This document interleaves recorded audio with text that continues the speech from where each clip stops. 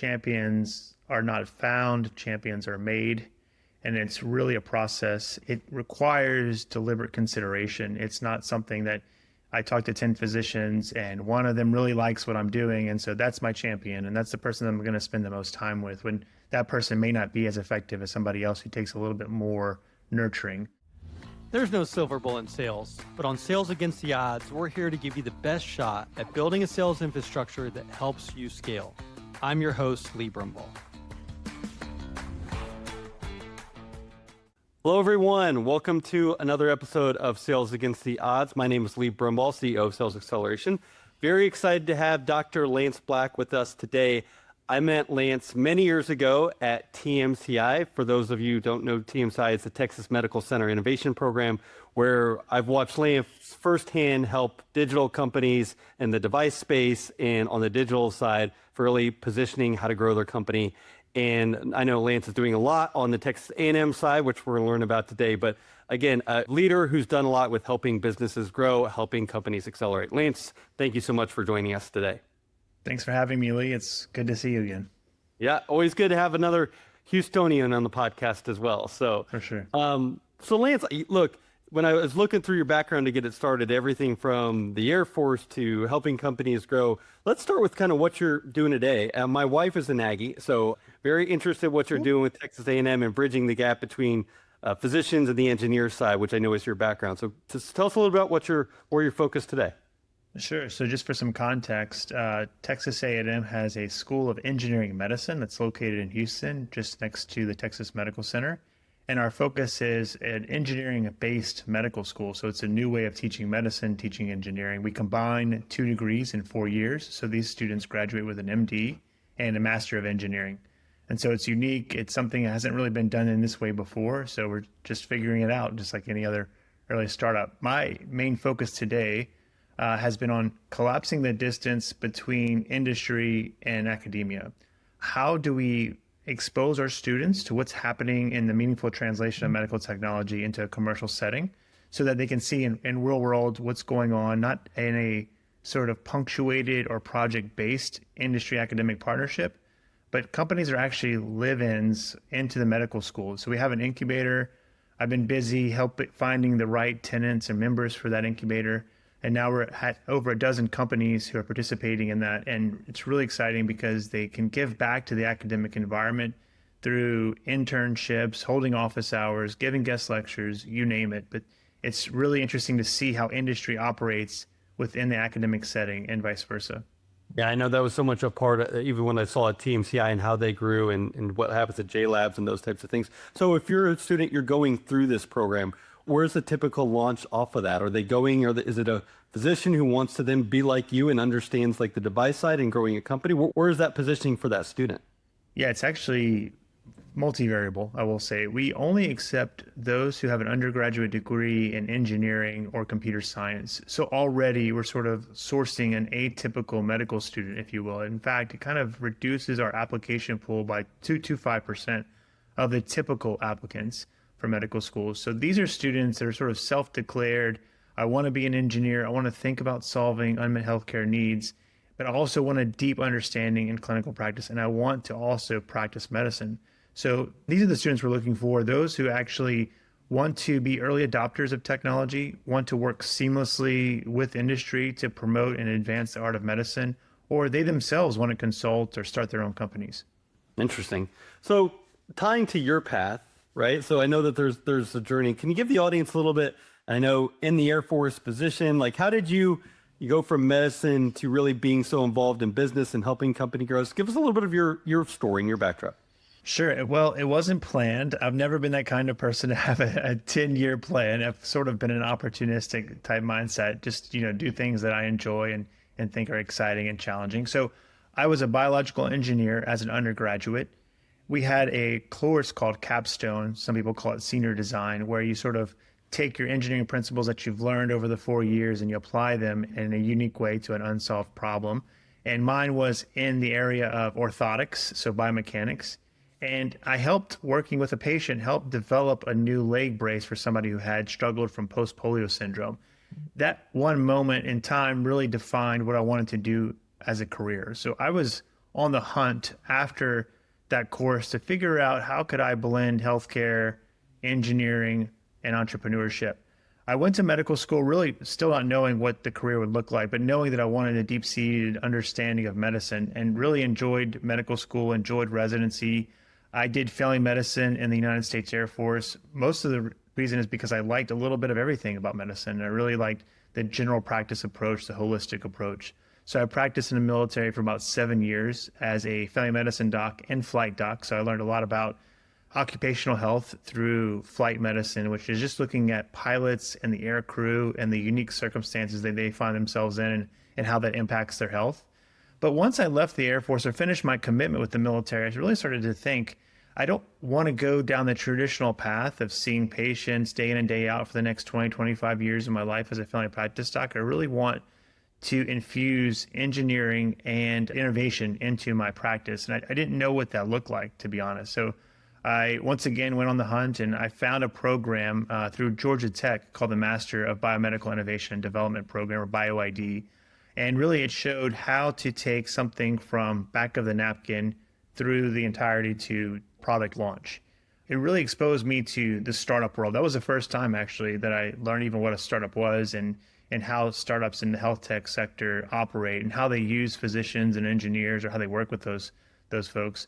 And so that's where I really sort of fell in love with this, what I saw as like my capstone course, but in the real world and actually solving, really meaningful problems, really taking a deep dive in that need and understanding it in a unique way such that you can solve it and then developing a business around it. And I really started to appreciate, the entrepreneurial aspect of it. This is a third language for me. It was clinical, it was engineering, but now we're talking about markets, we're talking about go-to-market strategy, customers, how to define those profiles. And that was all unique to me. And so the past now 13 years, I've been spending time working in startups in a variety of capacities, and I love it. And InMed for me was a way to bring that knowledge set into training and give students things that I wish I had when I was going through med school, really open up their minds to what's possible, not only to practice the art of medicine, but to advance the art of medicine. And so that's what I feel like I'm doing today, is really bringing that startup mindset or innovators mindset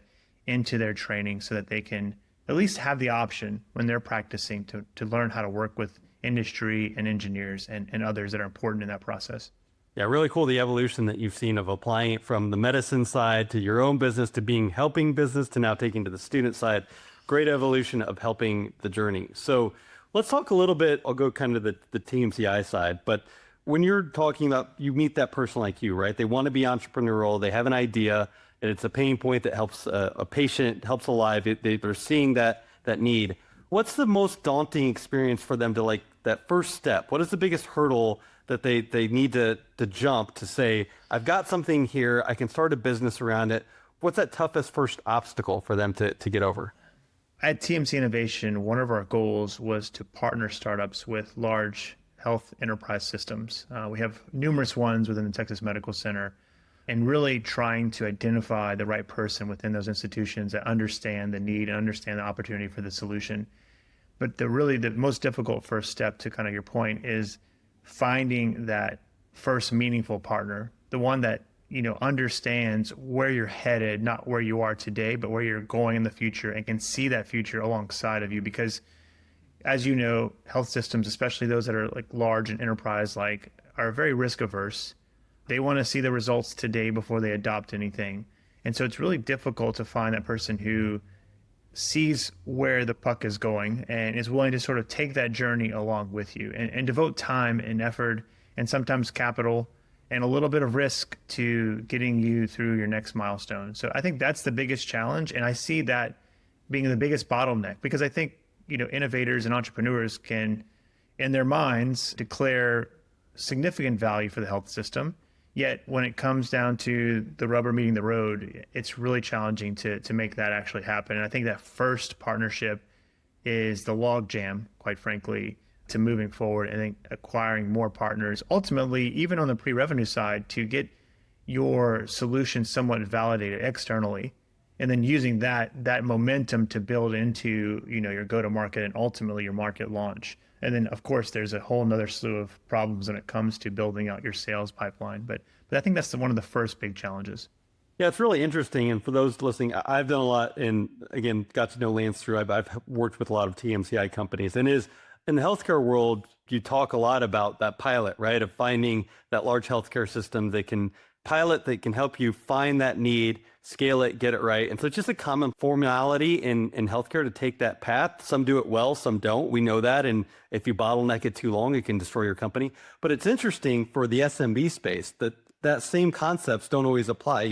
We don't think about, if you're a machine shop, always finding that the next Boeing or that type of company where you can fit in and saying, look, we've got to take some risk to be able to pilot, learn things, and be able to have a partner that we can build alongside. But it is interesting of like how in healthcare we frame it to, does this position with the healthcare system, building that customer and then expanding from there.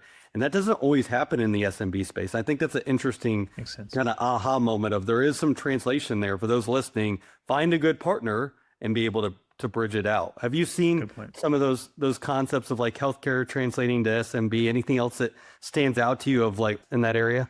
Yeah, I think finding a good partner really, it stress tests your hypotheses. You have a hypothesis of how this is going to deliver value in a specific way, and then having that partner can really push back and say, you know what, think of it this way. It helps you to make that pivot that's necessary to make success in your business. So I think that's certainly translatable. It doesn't always have to be your first partner. It could be a partner in a new category, right? So as you're exploring different types of customers, right? As you're exploring different types of profiles, finding that first partner that's going to help you expand into a new market or an adjacent market or into a new customer segment, that's the hardest because you're so prepped for a specific line of thought. That partner is going to make that deviate, and you just don't know how that's going to be just yet. So that's what makes it challenging. But it is cool that healthcare builds it around the customer needs. And I think that's a good lesson for the SMB marketplace. And again, you won't want to go to just where that one client, but you learn so much and you've got to pivot. So you're going for that client, they've got this pilot, they're starting to, I know teams that work so much on your pitch, right? Of like concise messaging. And a lot of times, and I meet with companies and teams, and you can tell the good ones that get it in 30 seconds. I know exactly what they're doing, what they're solving for. Yes. And then others takes a little longer, right? So talk to us about like how you've helped companies kind of build, refine that messaging. What's really important to getting that pitch right so that it resonates with these healthcare systems and with those companies they can grow with? Yeah, it's more about the conversation than it is about you pitching your value to them, right? You need to understand where they're coming from. What are their needs? Not only does it need to be the right person, but it also has to be the right timing. Is this a priority for them? Do they really even care about this need? Is it a nice to have versus a need to have? So all those things are only understood in conversation. They should not be assumed. And I think that's part of the issue is a lot of times we assume those things. And so we pitch towards what we think is their need, or we pitch towards what we think is the right timing for them instead of taking the time to have a conversation up front. And then you're sort of dropping within that conversation the value points that your product or your solution or your business can add. And that's where the right message comes in so that you're not talking past each other. You're not using terminology or what your presumed value is when they really don't understand their presumed value or their value. So I like the saying, like, if it's a successful meeting, if your potential client is talking more than you are, because what you're doing is you're listening and you're understanding where to interject your value into their needs, as opposed to it being, let me push this down your throat and I can pitch it to you in 2 minutes and you understand everything, but it may not be the right timing for you or may not be the right solution for you. Yeah, that translates so well. I mean, whatever sales model, you could do challenger sales model, whatever framework you have, you're typically leveling some level of expertise of why you're in the room, but then it's, at the end of the day, you've got to find out their aspirations, their afflictions, the goods and the bads of if they take your product or service and what can happen, and then position within that. But if you're just doing features and benefits, you're not finding that linkage in. So I think that's really well put. 100%. One thing that's interesting to me is as I think about TMCI, so many of the companies I work with, and in healthcare, we talk a lot about champion development, right? Because we're talking about pilots, and you may have a physician that's really excited about it, but then they've got to go and they've got to take it to administrative. You've got procurement. You've got a lot. I think for the SMB space, the owners that are listening here, champion development is critically important in the healthcare arena. Talk to us about kind of what building a good champion looks like? What do you need to think about when you're looking at diamonds? Because I think there's a lot of that translates from healthcare to the SMB space and areas that they miss. Yeah, I like how you say development, because I say champions are not found, champions are made. And it's really a process. It requires deliberate consideration. It's not something that I talk to 10 physicians and one of them really likes what I'm doing. And so that's my champion. And that's the person I'm going to spend the most time with, when that person may not be as effective as somebody else who takes a little bit more nurturing. So the things that I really think about is, number one is frequency. So you're engaging with them on a regular basis. It's not a one and done kind of thing, and you make a determination, after one or two meetings. You are taking the time repeatedly and building a pattern so that they sort of recognize who you are and that you're going to sort of be there in their ear at all times. Number two, it's the level of depth of that conversation, getting to know them. This goes back to the earlier point of like really understanding their needs, their afflictions, their pain points, etc. But I would even venture to go a little bit further than that, making it more personal, like getting to know what motivates them, what's an incentive for them. Those kind of things are hard to flesh out in the first couple of meetings, because that's like understanding their personality, right? It's like understanding the background, like what's subconsciously engaging for them. And the third piece, I think, is, and this is possible, is engaging them at different points within your business. So you may engage them early on to understand the unmet clinical need from the medtech side, but then engaging them again when you start to design, your preclinical protocol. And then engaging them again when it comes to looking at the data from your human trial. Because then what they start to do is feel like, at least in the pre-revenue stage, they start to feel like they're part of the business. They're being engaged at different milestones, and they feel like they're starting to see progress, as opposed to, I need you just for this thing, and then I'm done with you. And I think unfortunately, a lot of founders do that. Like, I need you to do some quick voice of customer to validate this need. Then you may never see them again. And even though they were excited about it, you don't re-engage them at different points. So I would say diversity and engagement is probably the third element. So I'd say frequency, depth, and then diversity of engagement is what makes champions, and quite frankly, flushes out the people that you don't want to necessarily work with, or you don't necessarily want to target at the outset. Not to say that you don't want to know what anti-champions think of you and how to work with them, but there are some people that you want to actually partner with and build the future together, as opposed to those you just want to make sure you understand, where they're coming from. Most companies don't have the bandwidth to build a high-functioning sales department to allow them to meet their revenue targets. With Sales Acceleration, they don't have to. Our experienced fractional sales leaders consult and implement your sales strategy, infrastructure, management, and team development. Discover how we deploy these proven sales solutions to address your sales challenges by going to our website and filling out the contact form. We'd love to hear from you. Yeah, I really like how you teed up all those areas, but especially on the diversity of engagement, the timing, because I think when you think about champion development, whether it's healthcare or the SMB space, it's a cycle. And obviously some companies listening have a 2-week sales cycle, some have a 6-month to a year-long cycle. But if you're going through it, you've got your prover, you've got the business driver, you've got the champion, you've got evaluator, you've got lots of different people that are going to be involved in that portion of the deal. They can kill the deal, right? So you've got to be able to keep engaging with the champion, because if the CFO doesn't see the value of a $2 million price tag here, you've got to insert the champion to help bridge that gap. If the business driver is the CEO, like there's just so many people that you've got to insert that champion, and they've got to be willing to keep doing that in that engagement. People don't realize how many different people are going to be involved to take it from pilot to deal to expanding across an entire system. And it's the same thing in the SMB space. How do you expand within that account, grow it to different departments? So I think there's a lot of translation there. That's really well articulated. When you think about technology, where are you seeing from everybody's the buzzwords AI, right? Of like how that's doing that. How are you finding that startup that wants to be efficient, they don't have a ton of funding, but they're taking the next, how are they using technology to better position their company to do things more efficiently? Where are you seeing, technology fit in the healthcare space for entrepreneurs that are really looking for the next level of growth? Well, I think it goes back to the advantage of being small and nimble team, because you can adopt technologies like nobody else, right? So, and as quickly as LLMs are changing, other AI platforms are changing, I've seen startups leverage the capability like, okay, tomorrow we're going to start using Claude to do X, Y, and Z.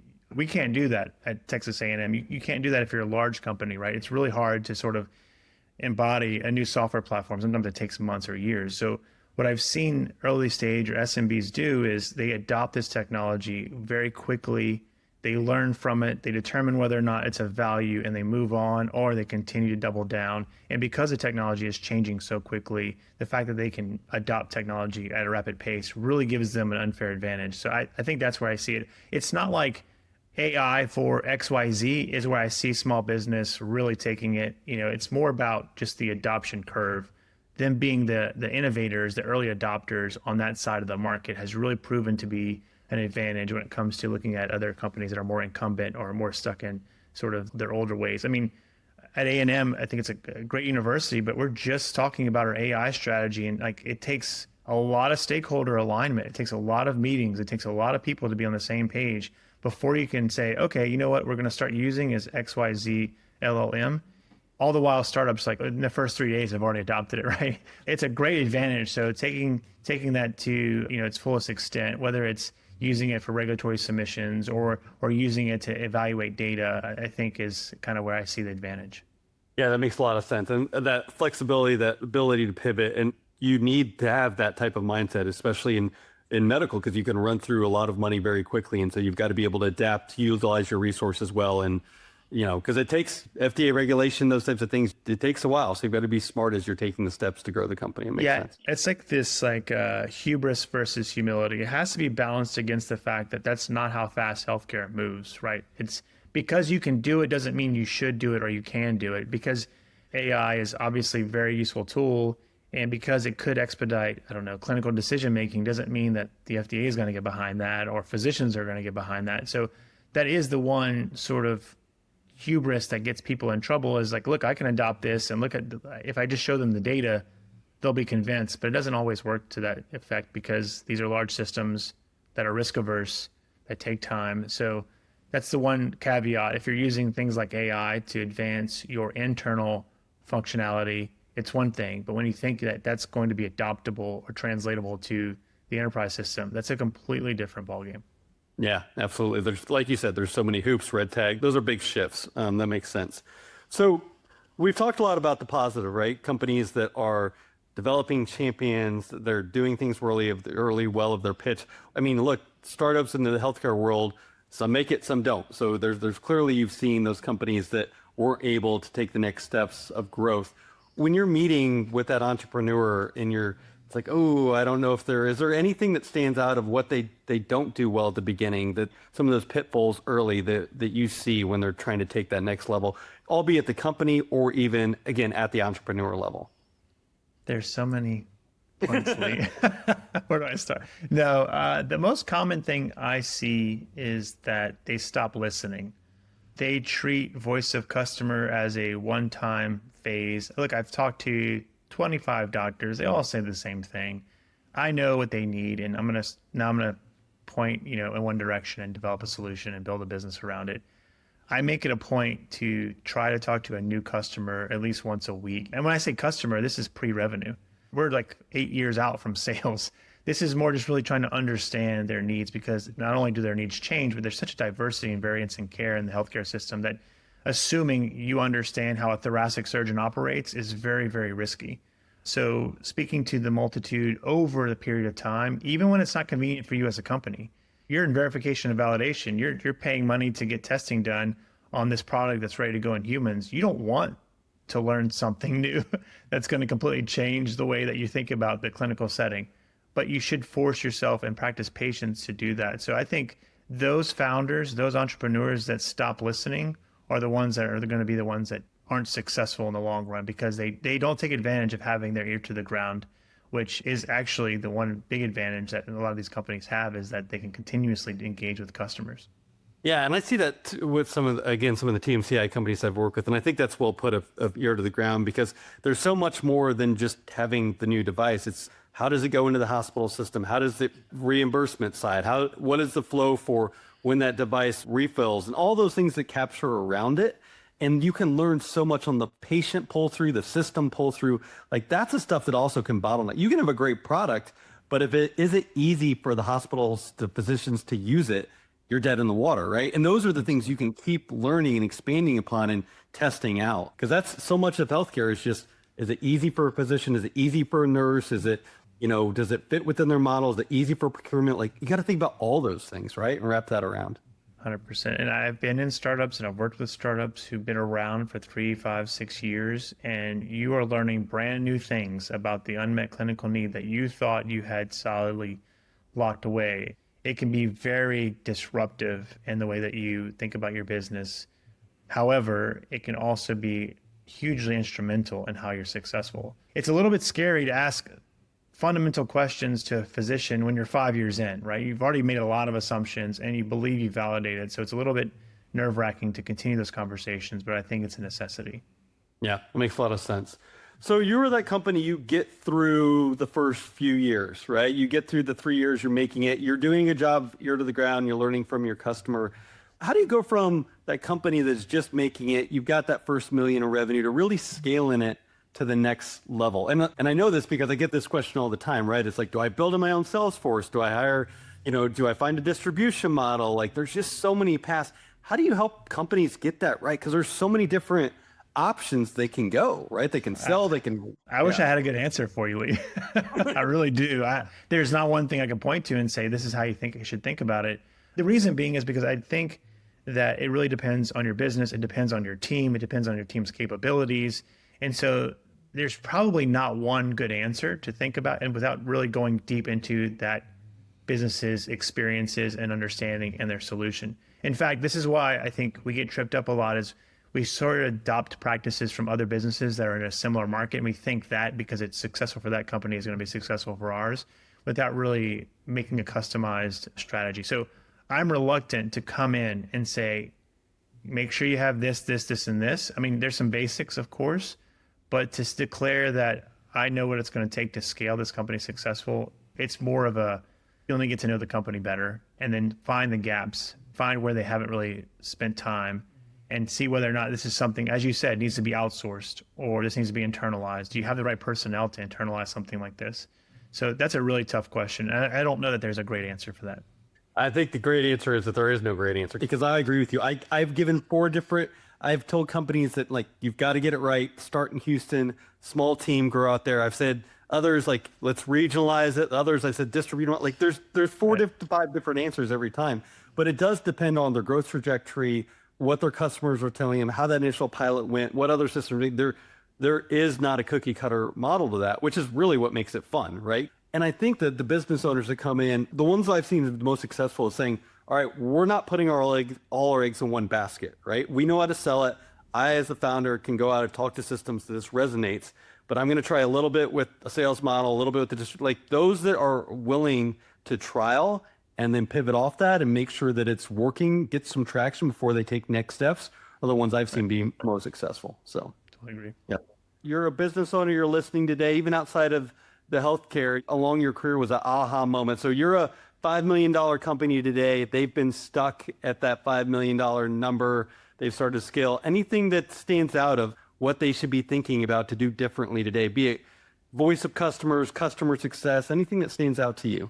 I've learned so much from deploying new technologies into First in Human, and it really slaps you in the face and often becomes this aha moment is clinical workflow. It's human behavior. It's how people act day in and day out.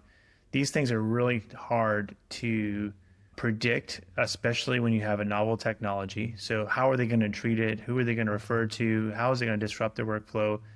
There is very, very few technologies, very, very few solutions that will just plug seamlessly into the workflow, which is what a lot of founders like to say. My push is always like, move quickly to First in Human, get it into the hands of people that are going to use the device, use the technology, because that's where you're going to have the biggest learning impact. I feel like startups are, we always talk about them as roller coasters, but really the roller coaster to me is like this influx of data at different moments. Like, maybe it's a pre-submission meeting you had with the FDA. Now all of a sudden, you're rushing to figure out your strategy as it applies to this new information from the FDA, or it's this new preclinical trial result. But the First in Human is a huge influx of data, and it's very overwhelming. These like peaks of data flow are separated by this like stagnation of data where you're trying to work really hard to move things forward. But the information is super valuable. So I'm always thinking about how do we move it into the clinic quicker. A lot of it comes back to not the technology, whether or not you got the right results. A lot of it comes back to the workflow and how it's going to be integrated and therefore adopted. So that's kind of the aha moment that I sort of push people towards, is thinking through, put this in people's hands and see what they do with it.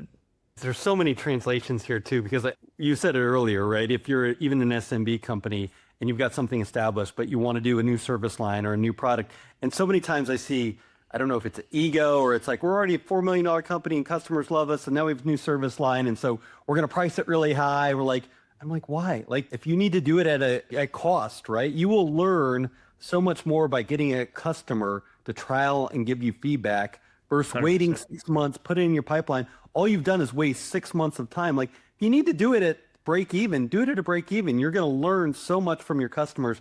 And then when you expand to that ideal customer profile, and half the time you're going to learn that's not even the right target audience, like there's Exactly. but speed and learning, I think, are the key things that resonate today that are my takeaways. So this has been excellent, Lance. So thank you so much for joining us, Lance. Everyone, I think a lot that you can learn of translating for finding the right champions and really being able to pivot your business to hearing and adapting with the voice of your customer. Thank you so much for joining us. In 2 weeks, we'll have another business owner that talks about ways to help you grow your business. Thanks, everyone, for joining Sales Against the Odds. You've been listening to Sales Against the Odds. Be sure to hit that follow button so you never miss an episode. And if you want more resources on scaling sales, check out our website at salesxceleration.com.